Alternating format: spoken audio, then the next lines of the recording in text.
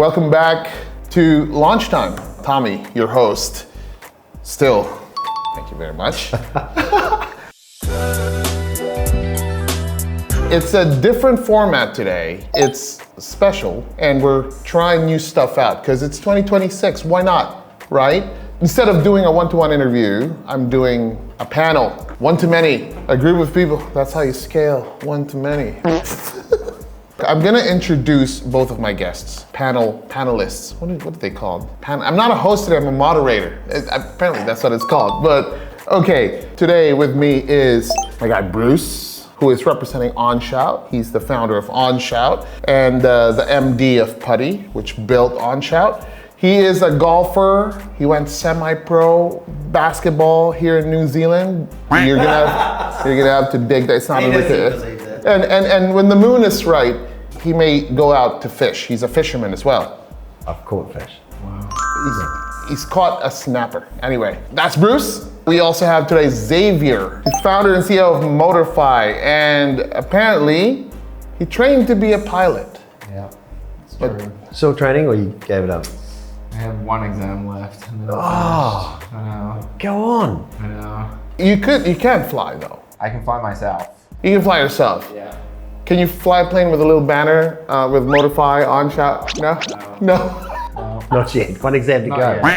Yeah. Well, anyway, so today we're going to be talking about startups. What better startup to talk about than OnShout and Motorfy? Be excited. Okay, so we're gonna start here. We're gonna start with an elevator pitch. Mind you, they've been training for this. So they said, just sit there, Tom, and be blown away by our pitches. And they say it should be 11 seconds. If you're watching this, please put on the comment section who actually has a better elevator pitch, right? Right, okay, who wants to go? Ready? So it's 11 seconds. 11 seconds, I'm gonna time you. All right, ready, steady, go. Okay, OnShout, a social gifting platform. If you want things that you really want, ask for it on the app and people will get it to you, and then you can get what you want. Time. Ooh, all right. Okay, ready? Yeah. Okay, 3, 2, 1, go. Motorfy is an app that helps connect consumers to auto service providers. Wow. That's pretty much it. Yeah! Yeah. That's like my short version though. Then my long version is like, once I finish that, I like give like a 10 seconds on like how it works. Usually I'll be like that, you know, the user can go onto the app, choose up to 4 mechanics, put 1 request through, compare the prices, communicate, book, and pay all through the app. See what he did there? See what he did there? If I was waiting for my Lambo at a hotel, and I was like this big VC guy, you'd have already pitched it to me without even really pitching it to me. Pretty much. We're gonna let the audience decide there who won. We're not gonna count that after part though. What? Yeah. Wow, in fairness, he got it in there, didn't he? We're gonna be talking about your apps anyway. We're gonna unpack it a little bit in the course of the conversation because an app generally starts as a great idea, but there's a lot that people don't understand in the journey of it all. And that's the point of this episode. We wanna kind of show that angle a little bit. So when you were conceptualizing, and you can start your answer with how it came to you or how it got started, right? But when you were conceptualizing this, what was the gap or what was the problem that you've identified, and how do you believe that your app is now a solution for that very thing? Our day-to-day job, our business Putti, we build software, right? And we build it for clients like Motorfy. So we know what good software is, and over the years, like we've been going 15 years, we've been trying to find a gap, something that ultimately we felt that we could build but have passion for and see an outcome. Like literally looking for years, I don't know how many ideas we've assessed, reviewed, validated, but nothing really caught our attention. And then all of a sudden we started looking at this gifting concept out of Korea. Guys started to do some research and we're like, holy shit, actually there's something here in like a really common space and a common experience that we all are part of each day, gifting, either receiving or giving, that actually hasn't been done before and digitized, and actually we could probably do it. So that was the first kind of like, oh, all right, there's something there. And then we started looking around and we started doing research on the digital gift card market. And like two things kind of blew us away. The size of it is massive.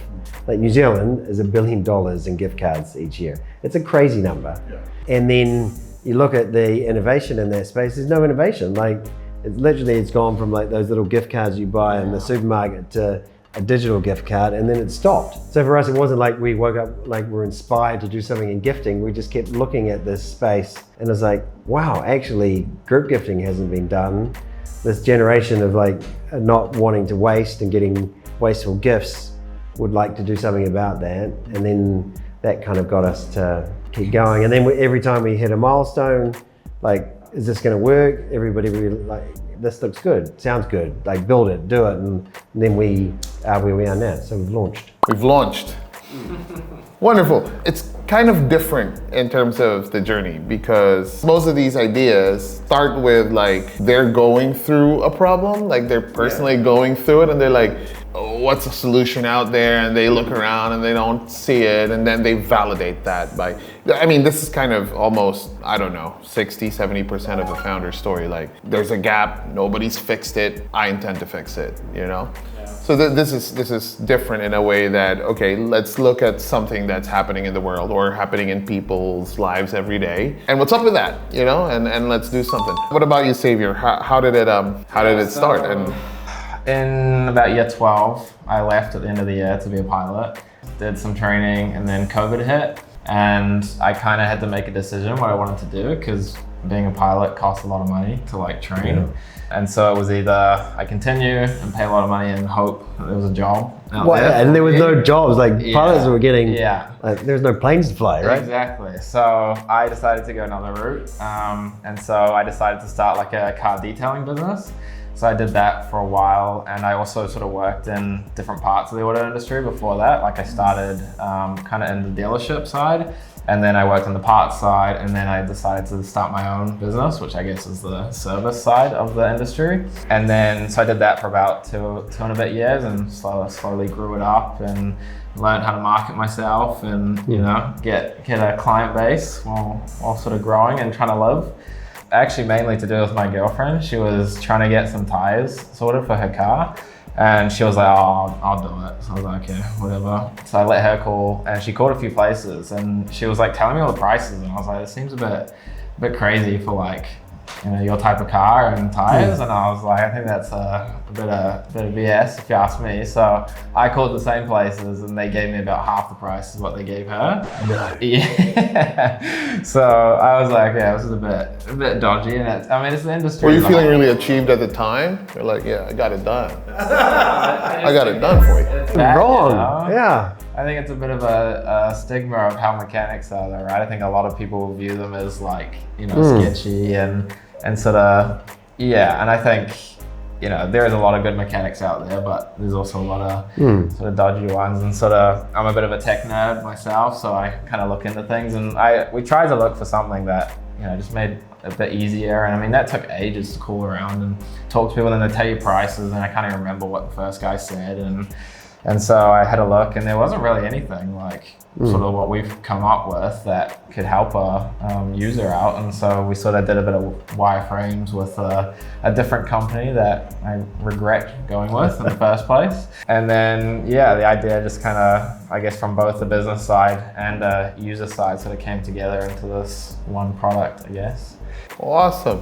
It's kind of the wild, wild west out there, eh? Like when it comes to mechanics, automotive services, one guy could tell you $500, the other guy could tell you $50. Yeah.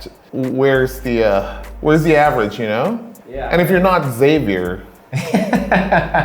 you need Motorfy. That's what it is. Oh, it's crazy. It's crazy seeing the difference between like what the product was supposed to look like at the start compared to like what it actually, you know, ended up being.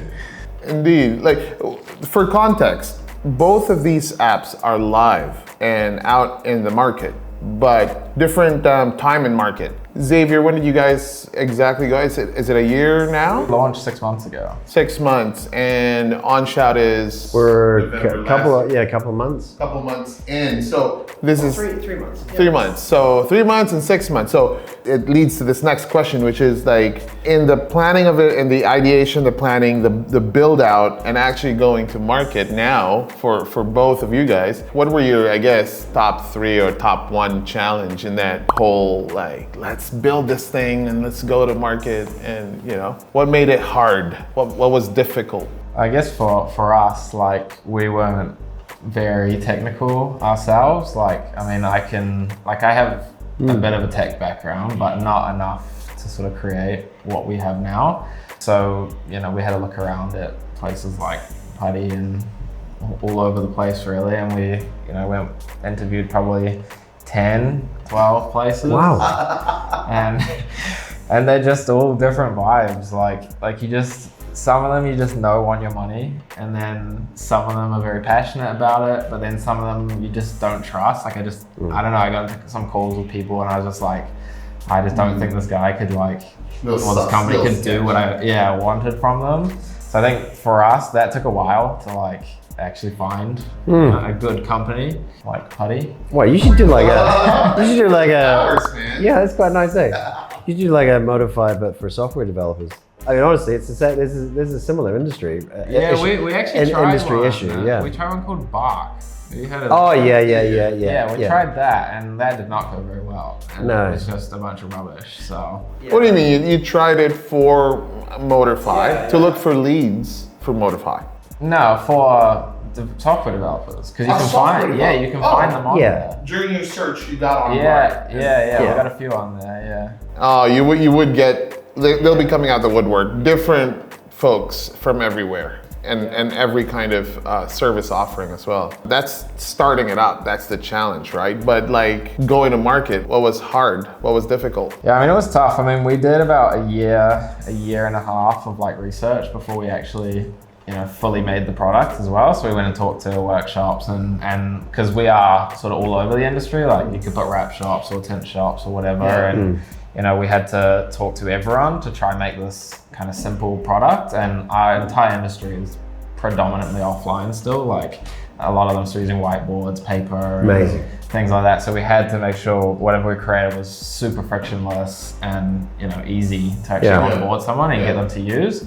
Yeah, it was a process of just, I guess, talking to them, making sure that what we're creating was actually something that they wanted, and then we sort of, once we went to market, it was a bit easier because we've already talked to some people and we could go back to them and go, hey, can you test this for us? And then sort of once you get to that stage, I guess, then you're at a point where you kind of now have to go to random strangers and try and sell your product to them. Sprue kit. Yeah, it was tough. It was definitely tough to begin with because, I mean, when you're a new name and an offline industry, it's a tough thing to break through. Who are you? What are you trying to sell me now? Pretty much. But yeah, we just have to keep pushing, and eventually everyone starts to hear your name a little bit, and then it creates more trust in the industry, and yeah. And all these efforts compound to a win. We'll talk about that after Bruce tells us his challenges. Dun dun dun. Yeah, the validation piece is an interesting one because you do a bunch of your own research and you're deep into it, right? So you're constantly going, okay, why would that work? Why wouldn't that work? So you're doing all of that, and then you go and present that to people, businesses. So in this case, we went to a lot of the retailers in New Zealand and Australia and said, hey, group gifting is a unique concept. You guys aren't doing anything. It's not through your apps, not through your stores. Here's an idea we have. This is our research we've done. Would you be interested?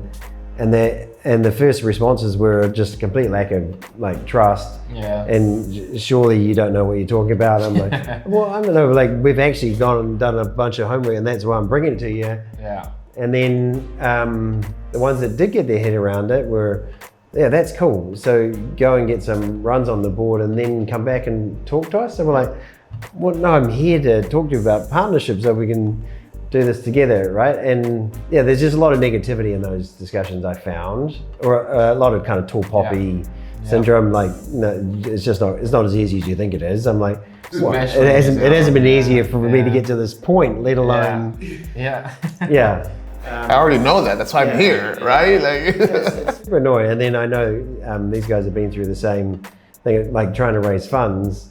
The amount of people that just assume that you haven't done your homework and you haven't done your validation and you haven't done your research, and you're going, well, hold on, we're the ones that actually took the move and have spent the money and the time. So your assumption should be that we have done that and actually listen, and then let's have a robust discussion about what our solution is to make it better. Don't just cut it down, right? Yeah, well, we'll take a left turn. Like, if you're saying that, you know, you're both raising funds, which is the case, right? This is for the young entrepreneur watching this, if in case, and you have this app idea, you vibe coded it, you've deployed it, it's working, you're like excited to go to market with it and stuff. Now, in this situation, like you're both in the market, 3 months old, 6 months old, is it a reality for every tech startup to eventually, you know, if you're bootstrapping it, do you eventually get to a point where you need funding, outside funding, you know, just to push it further? Or what's your take on that? Or is it possible to do it without?